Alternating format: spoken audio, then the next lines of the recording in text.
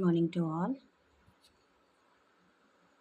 Myself G. Bhuneshwari, Assistant Professor, Department of Business Administration, JJ College of Arts and Science, Pudukkottai. Today my seminar topic is International Business. The overview of international business. Introduction. International business refers to the trade of goods, service, technology, capital, and knowledge across a national borders and at a global or a transnational scale. It involves a cross-border transactions of goods and services between a two or more countries. Transactions of economic resources include a capital, skills, and people for the purpose of the international production of physical goods and services such as finance, banking, insurance, and construction. International business is also known as a globalization. To conduct a business overseas, multinational companies need to bridge spread national markets into one global marketplace. There are two macro scale factors that underline the trend of greater globalization. The first consists of eliminating barriers to make cross border trade easier. The second is technological change, particularly developments in communication, information processing, and transportation technologies. The next one, importance.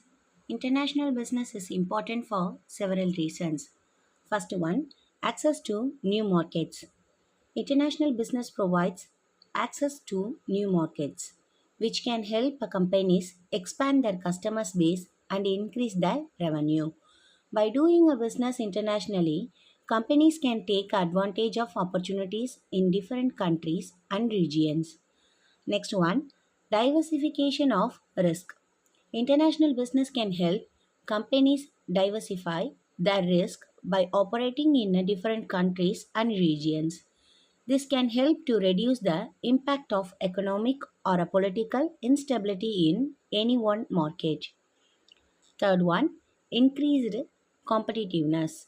International business can help companies become more competitive by allowing them to take advantage of economics of scale and access to new technologies as well as helping them to develop new products and services.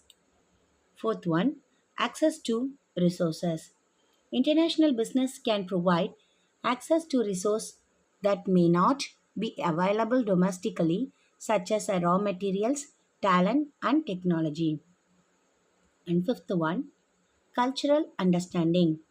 International business can help to develop a cultural understanding and appreciation, which can be important in building relationships and trust with customers, suppliers, and other stakeholders from a different part of the world. Overall, international business is important because it can help companies to grow up and succeed in an increasingly globalized world, while also promoting economic development and cultural understanding across the borders. Scope of international business. The scope of international business is wider than a domestic business as it includes the following. First one, imports and exports of merchandise. Merchandise refers to physical products such as those that can be seen and felt. Therefore, imports and exports of merchandise mean the transfer or exchange of tangible goods from and to different countries of the world.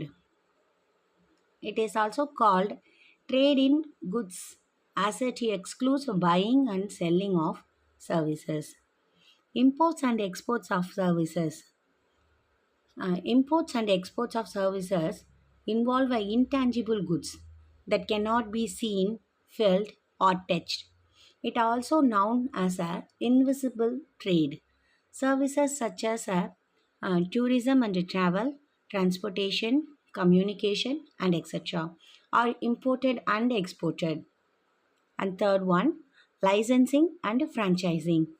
Licensing is a contractual agreement between two firms where the licensor grants the licensee access to trademarks, copyrights, patent, etc. in a foreign country in exchange for a fee. The fee charged by the licensor is known as a royalty. For example, Microsoft grants a license to different companies in exchange for a royalty. Franchising is also a similar to licensing. However, it provides a services rather than access to the patents, etc. For example, Subway has various franchise all over the world where it provides the same services to the customers. And fourth one, foreign investment. It means investing a money into a foreign country in exchange for a profit. Foreign investment can be of two types, direct and portfolio investment. Direct investment occurs when a firm invests directly in the machinery and a plant in another country to produce and market goods, service in that country. A portfolio investment is a foreign investment where a company buys a shares of another company in a different country or lends some money to another company. The returns on a portfolio investment is received in the form of dividends or interest respectively.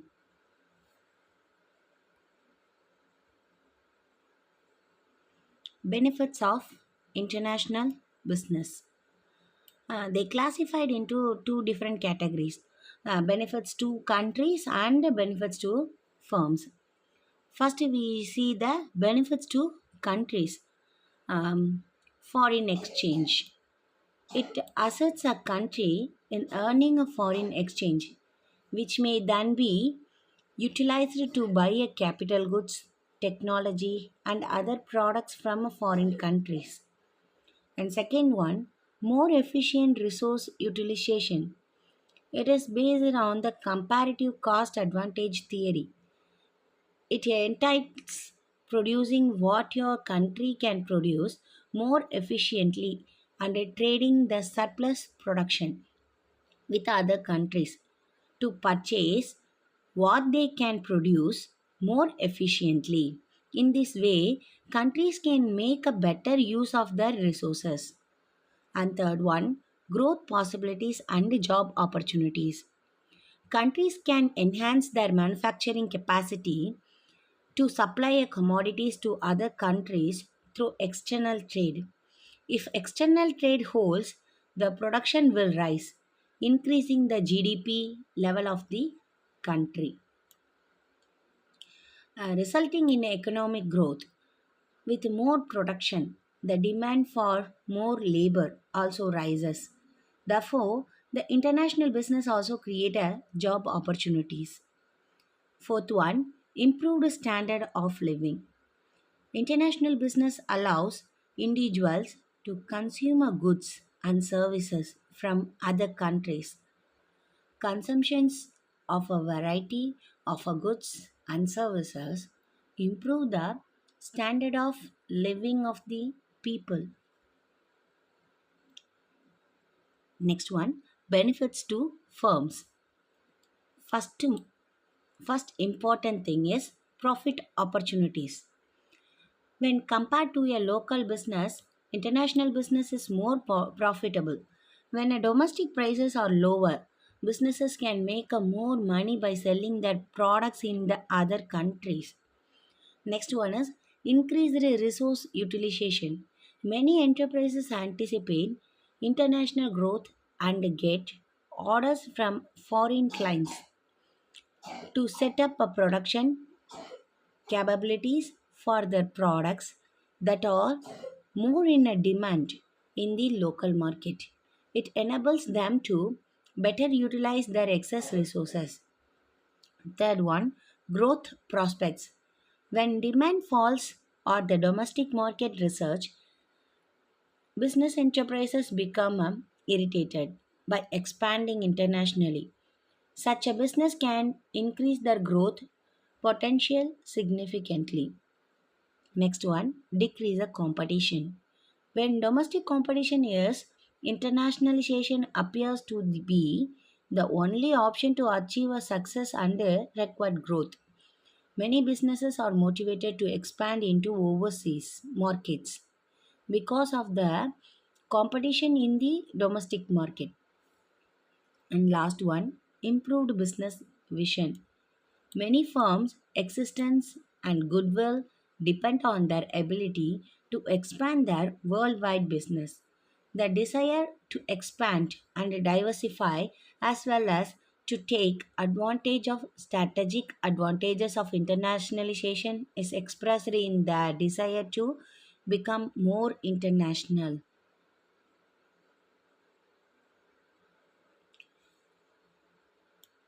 Next one, the domestic business. Domestic business refers to a commercial activities conducted within a single country geographical boundaries. It involves producing, distributing, and consuming goods and services within the domestic market. In a domestic business context, companies primarily focus on serving a local customers' needs and operated within their own country legal and regulatory frameworks. Examples of domestic businesses. So, in that point, domestic versus international business. In a domestic business, market scope is limited to a single country. And then an international business spans across a multiple countries. And next one, customer base. Now, in a domestic business, local customers. In an international business, customers from various countries and cultures. Next, market size. Typically smaller compared to international markets. In international business, can access a large and diverse markets. Legal framework governed by a domestic law and regulations. In an international business, subject to both the domestic and international laws and treaties. Next, cultural considerations. So, primarily familiar with the local culture and customs in a domestic business. In an international business, requires understanding and adaptations to diverse cultures. And next, trade barriers. So, may face fewer trade barriers and trials within the country. In international business, encounter the trade barriers, tariffs, and customs regulations. And last, risk. In a domestic business faces a fewer risk and international business faces a higher risk and competition. In international business typically faces a more competition. In a domestic business typically faces a less competitions. Tariff or mandatory barriers in the form of taxes imposed on imported or exported goods, while non tariff barriers encompass a diverse range of non monetary measures. While tariff targets a specific products or industries, non tariff barriers can have a broader and often less transparent impact on trade. Tariffs are typically a subject of negotiation in trade deals and offer some flexibility in adjusting rates, while non tariff barriers can be more challenging to quantify and may require a complex compliance measures. In this light, non tariff barriers are a critical focus in international trade negotiations. So next non-tariff. So a non-tariff barriers is a way to restricted trade using a trade barriers in a form of other than a tariff. Non-tariff barriers includes a codes, embargoes, sanctions, and levies as a part of their political or economical strategy. Some countries frequently use a non-tariff barriers to restrict the amount of trade they conduct with the other countries. So now the Pros and cons of non-tariff. The primary advantages of non-tariff barriers are the protections of domestic industries from foreign competition. By imposing a regulations and standards, governments can shield their industries from low-cost imports, thereby supporting local businesses and preserving jobs. Non-tariff barriers related to product standards and regulations help ensure that imported goods meet specific quality and safety standards. This can be advantageous for consumers by reducing the risk of substandard or unsafe products entering the market by requiring adequate manufacturing standards. Non tariff barriers are also implemented to safeguard a national security interest. These measures can include exports, controls on sensitive technologies, or restrictions on imports of certain strategic goods to prevent them from falling into the wrong hands.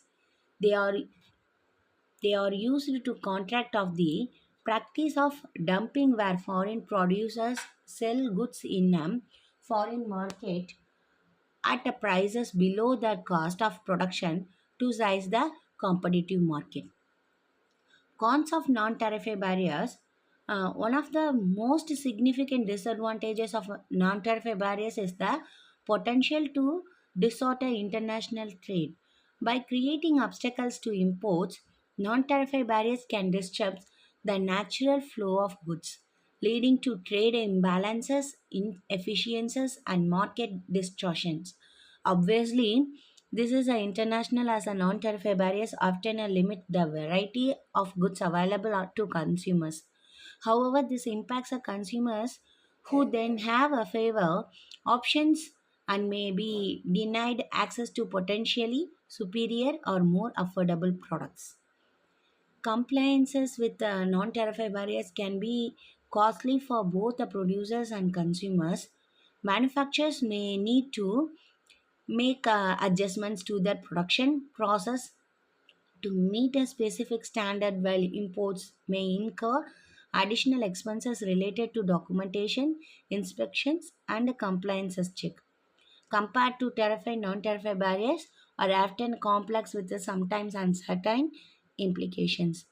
In some cases, non-tariff barriers can discriminate against the foreign goods in favor of domestic products, violating the principles of non-discrimination and fair trade entrenched in international trade agreements.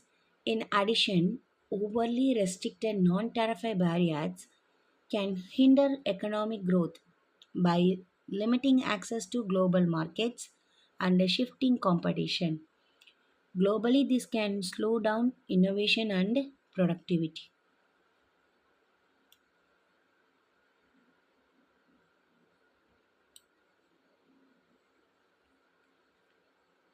So, tariff versus non-tariff. Both tariffs and non-tariff barriers are two distinct mechanisms that countries employ to regulate the international trade. Tariffs are mandatory barriers in the form of taxes imposed on imported or exported goods, while non-tariff barriers encompass a diverse range of non-monetary measures. Well, tariff targets specific products or industries. Non-tariff barriers can have a broader and often less transparent impact on trade. Tariffs are typically a subject of negotiation in a trade deals and offer some flexibility in adjusting rates, while non-tariff barriers can be more challenging to quantify and may require complex compliance measures. In this light, non-tariff barriers are a critical focus in international trade negotiations. In many cases, tariffs directly affect the prices of imported goods and can be used strategically to influence the trade volumes and revenue generation from governments. It contrasted non-tariff barriers, though they may indirectly impact the prices, are often employed to achieve various policy objectives and beyond the revenue generation. For example, non-tariff barriers may be put in the place to safeguard the domestic industries or ensuring a product quality and safety. It may so happen that there are incidental pricing impacts as a part of the non tariff barriers.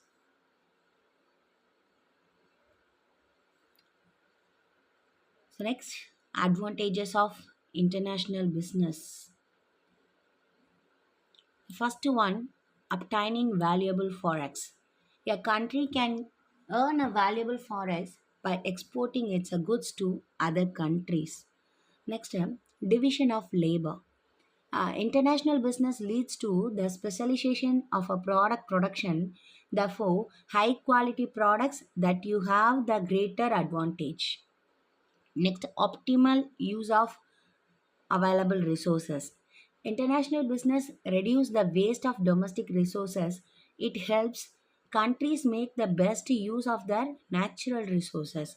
Each country produce those products that have the greater advantage. Next, improving the standard of living people. The sale of surplus products from one country to another leads to increased income and savings for a people in the first country. This will improve the standard of living of the population of the exporting country. Next, consumer benefits. Consumer also benefit from an international business. They are free to use a variety of better quality products at a reasonable price. Therefore, consumers in the importing country have a variety of products, which is an advantage. Disadvantages of international business. Uh, Negative economic impact.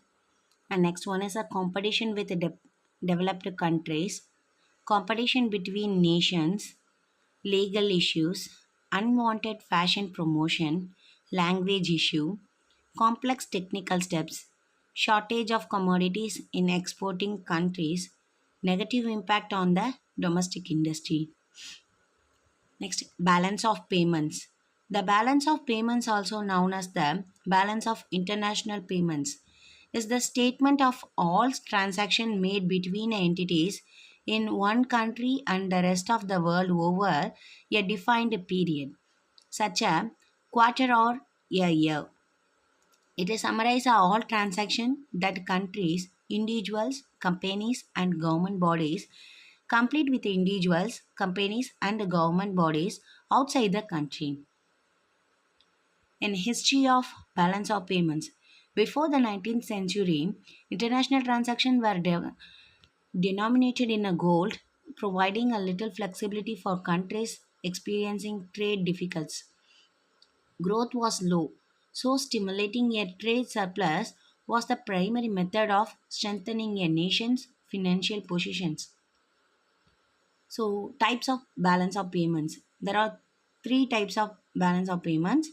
First one is a current account, second capital account, and third finance account. So, calculations of a balance of payments. The formula used to calculate the balance of payments: balance of current account plus balance of capital account plus balance of financial account plus balancing items. So, it's all consists of a balance of payments. Next one is balance of trade. The balance of trade is difference between the value of a country's exports and the value of a country's imports for a given period. The balance of trade is the largest component of a country's balance of payments. The calculations of balance of trade is equal to exports minus imports. Thank you.